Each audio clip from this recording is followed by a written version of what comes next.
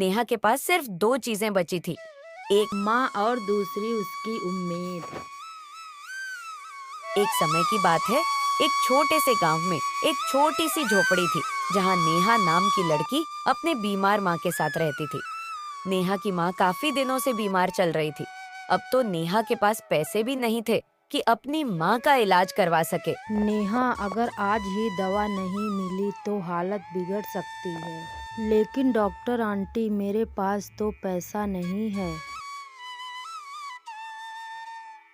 वह गांव में ही एक छोटी सी डॉक्टर से अपनी माँ का इलाज करवा रही थी। अब नेहा क्या करे?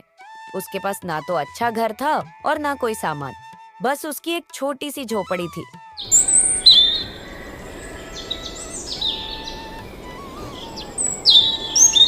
इतना कहकर नेहा गांव की ओर चल देती है और वह सेठ जी के पास जाती है। सेठ जी, मुझे थोड़े पैसे दे दो, मेरी माँ बहुत बीमार है। मैं पैसे ऐसे नहीं दे सकता हूँ, तुम्हें अपनी कोई कीमत चुकानी होगी। मेरे पास ज़्यादा तो कुछ नहीं है, बस एक टूटी झोपड़ी है। आप चाहे तो ले लो, बस मुझे पैसे दे दो। ठीक है, ये लो। लेकिन ये पैसे तो कम हैं सेठ जी। तुम्हारी टूटी झोपड़ी के इतने ही मिलेंगे, लेना हो तो लो, नहीं तो जाओ। नेहा रोते हुए वहां से चली आती है। वह सड़क के किनारे बैठकर रोने लगती है। तभी उसके पास एक आदमी आता है। क्या हुआ बेटा, तुम क्यों रो रही हो? नेहा ने सारी बात बताई कि सेठ ने कैसे उसके साथ धोखा किया। चलो मेरे साथ। वह आदमी सीधा नेहा के साथ उसके घर गया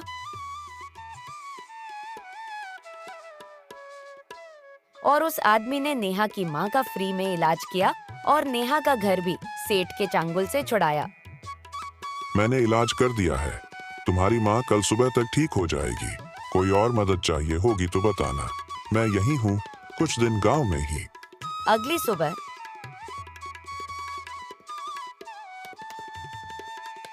नेहा की माँ बिल्कुल ठीक हो गई। इस कहानी से हम ये सीख मिलती है कि सच्चा प्यार और त्याग कभी बेकार नहीं जाता।